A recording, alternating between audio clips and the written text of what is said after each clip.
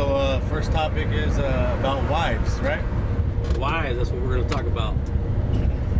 I think more importantly is talking about what wives do that frustrate us. And I think in the beginning it would be nice to shed some enlightenment on what type of things frustrates us, but at the end, maybe a little enlightenment on how we appreciate all the other things that they do, though. Right. Yeah, that's good. We'll go with that. Like you say, we want to talk about things that bother us. So, as I was discussing with you earlier today about myself a game, right? So I bought this game thinking I'm gonna have free time when she's away for work. What you should be able to do, right? I'm a man. I want to play games. Well, right. Wife is away. Nothing wrong with that. Keep myself busy. So, as we're driving, I let her know, hey, I bought a game. I had some extra money. Only cost a few bucks. So, I bought myself a game. It's my money. I deserve to treat myself sometimes. What did you buy?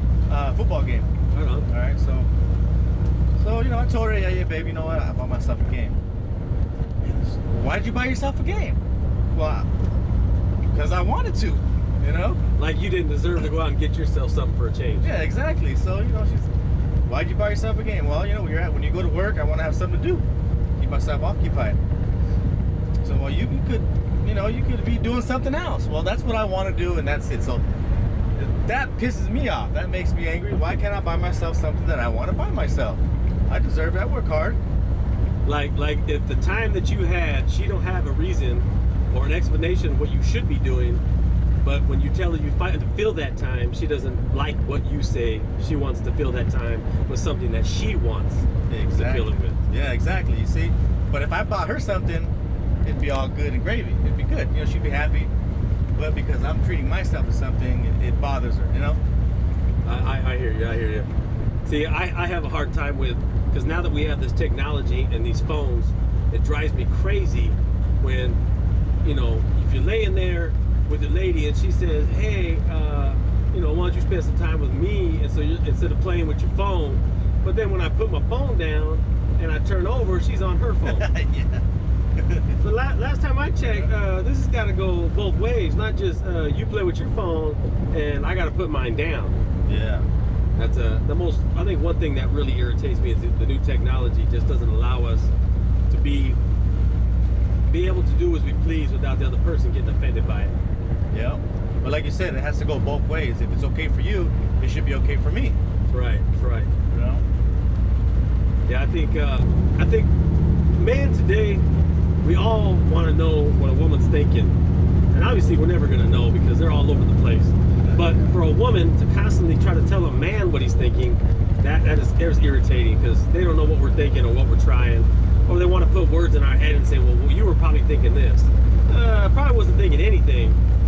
But for some reason, you thought I was thinking something because I looked like I had something on my face that you didn't like. Like maybe the way I was smiling or because I wasn't smiling. So right away, you think that I got something on my mind. You ever think maybe I'm just not thinking anything at all? Yeah. I'm just enjoying my time that may be quiet. Yeah, exactly. See, now, my wife, she wants me to know what she's thinking, like if I'm a mind reader. Yes. Like, I don't know what you're thinking. Exactly. Don't expect me to know what you're thinking, And don't get mad because I don't do something the way you want me to do it, because like I said, you expect me to know what you're thinking, and it's just not going to happen. It's kind of like when you have a conversation and she asks me, so what happened at work today? And I tell her exactly what happened. I went to work, I did some deliveries, and I went home. And the first thing she wants to know is, well, and then what happened? But that's it. That's all that happened. Well, I don't know what kind of details you were looking for, but that's all that happened in my day. I know they like to have details in abundance, but doesn't really fit for me or most men, because we don't really, it's not a whole lot to describe unless there was something interesting, because then when we do have something interesting to say, they ain't listening anyways. Yeah. Almost ignoring us. But when they ask us, how was your day? I'm like, I guess it was okay. It wasn't that bad. Because when you ask them, how was your day? Oh, good God, it's going to be like a 3-hour long conversation about how every single detail in the day went, except for exactly what I was trying to get my point across, is what part of the day I needed to know about. Yeah. And to touch on, on that subject, my wife started working. So before she started working, she'd ask me how's my day, and I would be like, well, just same old. And she'd get back, and she'd want more detail out of my day.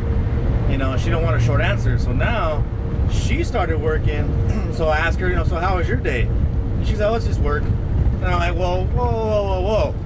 How are you gonna get mad at me for giving you short answers, but you're over here giving me short answers? I want the same kind of details. Well, what do you mean it was just another day?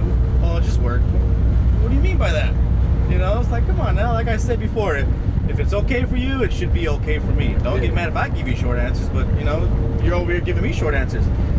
It's got to go both ways. It's got to work out that way, Yeah, it's always like a double standard type thing. Yeah, exactly. Yeah, that's frustrating because, my wife doesn't work right now, and eventually she's planning on working, but until then, yeah, I guess even with her day when it's filled with other things like taking care of the kids or her mom or doing doctor's appointments or whatever she has to do, I've noticed that even with that, there's always a lot of details that she wants to give, and I understand that, but if I'm gone 16 to 20 hours on a work day, sometimes when I walk in the door, that's not what I want to hear right now.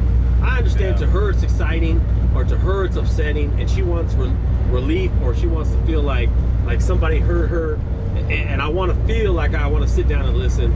But right when I come home, I just need a minute to myself. Yeah, need time to unwind. Because I think a lot of people don't understand is that when you come home, whether you're a man that works and the wife stays at home, or maybe a man stays at home and the wife works, or vice, whatever, or maybe both of you work. I don't think they sometimes understand that, coming home, whoever's going to be there sets that tone for the rest of the night.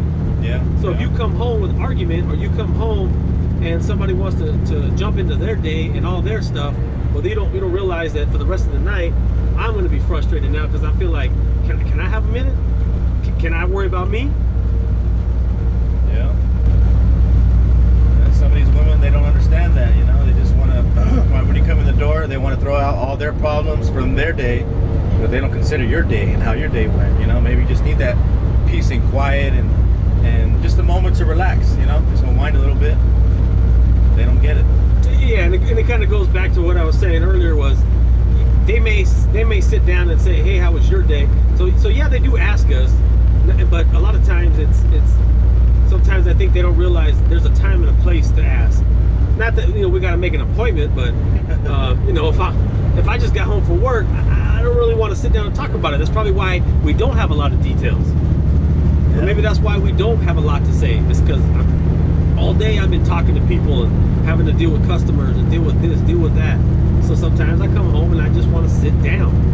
Yeah. I just want to say, you know what? Just let me sit down and relax for a minute. Yeah. Peace and quiet. Sometimes peace and quiet is nice. Peace and quiet is nice. I mean, there's a lot of other things out there that, I think one thing obviously is important in a marriage is communication. But what I have a hard time with is, how come it's only us that need to communicate as men? How come the women don't need to communicate? Yeah. I tell the wife, hey, you're low on gas and I gotta go to work right now, so I can't do it for you. Otherwise, I would just do it for you. Yeah. So since you decide you needed to go somewhere and do something, why don't you go ahead and make sure you put some gas? Get one of the boys to put gas for you, or you can do it, or whatever. Yeah. And then when I come home and I gotta go back to work again 2 days later, my son, my oldest one, he'll have to go to work and he'll use my car. So I'll go to take the wife's car, and sure enough, it's empty because she didn't get gas. Yeah. Now, had I done that, I would have got yelled at. How come you couldn't put gas? You had it. Why couldn't you put gas? You had it. Yeah, so, and to add to that, my wife will drive around on E, and right when it goes below the last line, then she tells me, oh, I need gas. Are you freaking kidding me? You couldn't tell me when you had a quarter tank that you needed gas? You had to wait till you're below E? I think they think that E means something else other than empty. Man. I think they might think that the E stands for enough. Enough. Until that yellow light comes on, then they say, hey, what's the yellow light for? Yeah. Does that mean that we got enough? Yeah. As frustrating as that may be, I think. I mean, there's so many topics and points that we can touch on, but I think the gist of it is that the majority of the time, I think women are always trying to get men to make them feel like they got to change and they got to do this and they got to do that. But in reality, it needs to be both. It needs to be on both sides, not just one. Yeah. I don't ever, I don't always expect the, 100% every day from my wife, because it's not possible. You just can't. I mean, just like I can't always do 100%. We try to do it all the time, but it doesn't always work.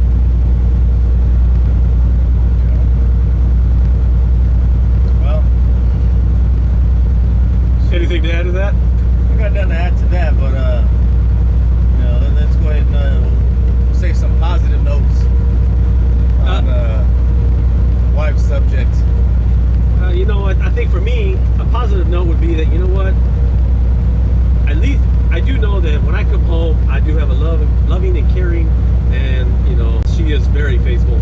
And like I said, it's not always going to be everything everybody likes, but it's always going to be a lifelong progress to work at to keep things smooth and going. But I do believe that that having that loving and caring wife, regardless of what we may argue about, I think that's something that'll always keep me wanting to come home, knowing that I have that there. That's right, and I second that. It's a great feeling coming home to a woman who loves you and is there to take care of you, and that goes both ways. And marriage is a wonderful thing, and just keep moving forward with it, no matter what obstacles get in the way. Just keep moving forward. Now, I can't say it can be a frustrating thing at times, but yes, it can. But in the end, though, I do enjoy it and I love it. And I think one of the biggest things that probably gets in most people's way is, and I hate to say it, but some people just can't deal with children and marriage, which sucks, because you shouldn't have to deal with that. You should be able to get along with both, because that's what brings a family together.